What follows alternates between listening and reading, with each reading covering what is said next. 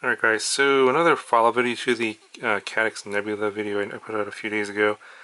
I moved the Nebula over to the 95X here. This also has Vista on it in the back from the Dragon Frog, and I'm going to compare the DJI camera on Vista to the Nebula on Vista. So it's going to be a goggle recording, and I'll do another test later. I'm going to see what the Nebula camera looks like when it's attached to the DJI Air unit and what kind of recording you get to the SD card. Obviously with Vista it's just going to be to the goggle only. So the reason for this test is I was told that the Nebula camera has a different kind of sensor that has a higher wide dynamic range algorithm, which kind of explains why the daylight footage you saw in the first video is kind of overprocessed. They're going to possibly work on fixing that in a firmware upgrade. We'll have to see what happens. But on this current firmware, we're going to see if there's any difference between what the nighttime image on the Nebula looks like versus the standard DJI image on the DJI camera on Vista. So I don't know.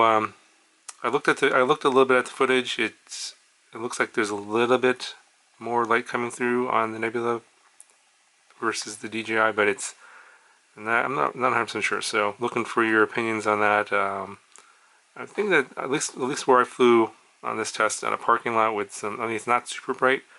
I'll put up a clip what it looks like sort of with my phone, but it's it definitely looks brighter in the cameras here than it does with your eyes. Anyway, I'm just going to show you the footage and let me know what you guys think.